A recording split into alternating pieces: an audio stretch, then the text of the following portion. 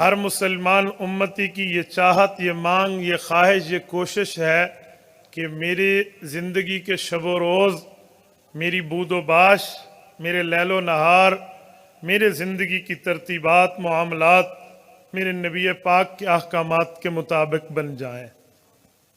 جب ہم پیغمبر دو عالم صلی اللہ علیہ وسلم کی ذات اقدس کے احکامات اور طریقوں کو سامنے رکھ کے زندگی گزاریں گے تو ہماری زندگی مسنون زندگی کہلائے گی۔ جیسے ہمارا جسم ہے، اسے زندگی ملتی ہے اندر چلنے والی روح کو، ایسے ہماری روح ہے، اس کو زندگی ملتی ہے پیغمبر کی سنت پر عمل کرنے سے۔ اگر روح موجود ہے یا روح کا تعلق ہے تو جسم زندہ، سلامت، قائم اور دائم ہے۔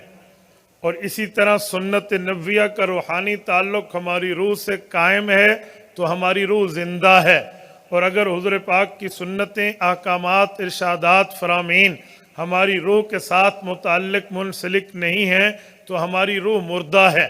یاد رکھیں، جب روح زندہ ہوگی تو جسم سے وہ اعمال صادر ہوں گے جو پیغمبر علیہ السلام کی احکام کے مطابق ہیں۔ میرے دوستو، قرآن کریم نے ہمیں پیغمبر صلی اللہ علیہ وآلہ وسلم کا اتباع سمجھایا، بتایا ہے، اور حضور پاک علیہ السلام نے صحابہ کرام کو، اپنی اہل بیت عظام کو اس راستے پہ چل کر امت کے سامنے ایک رول ماڈل دے دیا ہے۔ ہمارے فقہاء نے سنت کی تعریف کی ہے، ہی الطریقۃ المسلوکۃ فی الدین، وہ ترتیب جو پیغمبر امت کو دے کر جائیں اسے سنت کہتے ہیں۔ تو رسول اللہ صلی اللہ علیہ وسلم کی زندگی میں جو صحابہ کرام اور اہل بیت عظام نے حضور کے فرمان پہ عمل کر کے دکھایا، اس زندگی کو اپنانا یہ مسنون زندگی کہلاتی ہے۔ ہم میں سے ہر بندے کو غور کرنا چاہیے، میری صبح کی اٹھنے سے لے کر میری شام کی نیند تک میرے دن رات کے معاملات کی ترتیب کیا ہے۔ مجھے میچ کرنا چاہیے اپنے کاموں کو اپنے نبی کے احکام کے متعلق، اپنے معاملات کو اپنے نبی کے ارشادات کے سامنے۔ اگر یہ میچ کھا جائیں تو اس کے مطلب ہے مجھے شکر کرنا چاہیے، اور اگر یہ میچ نہ کھائیں تو اس کا مطلب ہے ہمیں فکر کرنا چاہیے۔ میرے دوستو، رسول اقدس صلی اللہ علیہ وآلہ وسلم کی زندگی میں ہر بندہ غور کر سکتا ہے۔ یہ نہیں ہے کہ بھائی میں چھوٹا ہوں، یہ نہیں ہے میں بڑا ہوں، میں تاجر ہوں، میں مولوی ہوں، میں عوام میں ہوں، میرا کوئی اور بزنس ہے۔ جی نہیں، پیغمبر کی ذات کھلی زندگی ہے، کھلی کتاب ہے۔ اگر کوئی تاجر ہے تو تجارت کے متعلق احکام اسے حضور پاک کی زندگی میں ملتے نظر آتے ہیں۔ کوئی آدمی عالم، مولوی اور دیندار ہے، اس کو بھی ملتے نظر آتے ہیں۔ کوئی بندہ 100% دنیا دار ہے، گناہ گار، خود کو خطا کار کہتا ہے، اس کے سامنے بھی سرور دو عالم صلی اللہ علیہ وسلم کی زندگی کھلی کتاب کی مانند ہے۔ اگر میں یوں شروع کروں کہ کوئی بچہ ہے تو بچے نے معاملات کیسے گزارنے ہیں، بچے کے معاملات کس طرح رہیں گے، وہ بڑا ہوگا تو بات کیسے مانے گا، اپنے پاؤں پہ کھڑا ہوگا تو معاملہ کیسے کرے گا، کچھ بڑا ہوگا تو تجارت کیسے کرے گا، یہ ہمیں نظر آتے ہوئے سب کچھ نظر آ رہا ہے۔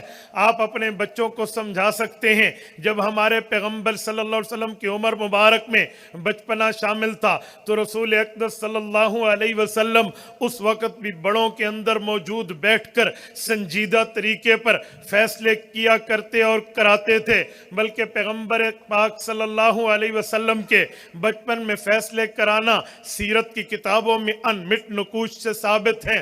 یہ بیت اللہ بن چکا ہے، حجر اسود نصب کرنا ہے۔ حجر اسود کس جگہ نصب کریں، سب نے اتفاق کیا ہے۔ جو بندہ صبح بیت اللہ میں داخل ہونے کے لیے مطاف میں آئے گا اس کو اپنا فیصل مانیں گے، اس سے فیصلہ کرائیں گے۔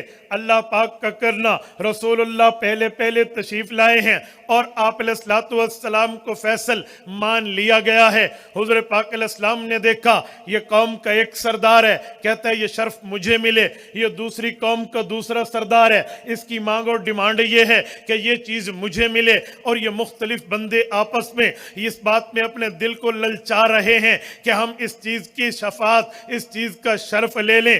اب کیا کیا جائے؟ رسول اقدس صلی صلی اللہ علیہ وسلم نے اپنے کندھے سے اپنی چادر مبارک کو اتارا ہے اور آپ علیہ الصلوۃ والسلام نے خود حجر اسود کو اٹھا کے اس چادر پہ رکھ دیا ہے. چادر پہ رکھ کے کہا جتنے سرداران قوم ہو, جتنے رؤسائے قوم ہو, لیڈران قوم ہو, تم سب آؤ, ایک ایک کونے سے پکڑ لو, جسے کونا نہ ملے وہ ایک سائڈ سے پکڑ لے. یہ سب اٹھائیں اور جا کر وہیں خانہ کعبہ کے ساتھ جا کے رکھ دیں. انہوں نے رکھ دیا, اللہ کے رسول نے اٹھا کر نصب کر دیا. یہ پیغمبر علیہ الصلوۃ والسلام کا بچپنا ہے. ہم اپنے بچوں کو بتائیں گے بیٹا پیغمبر کی زندگی پہ چلنا, مسنون طرز و بود اختیار کرنا یہ کوئی مشکل نہیں ہے. پتہ چلا پیغمبر کی ذات نے بچپن میں رہنے کے باوجود بھی امت کو ملایا ہے, امت کو کاٹا نہیں.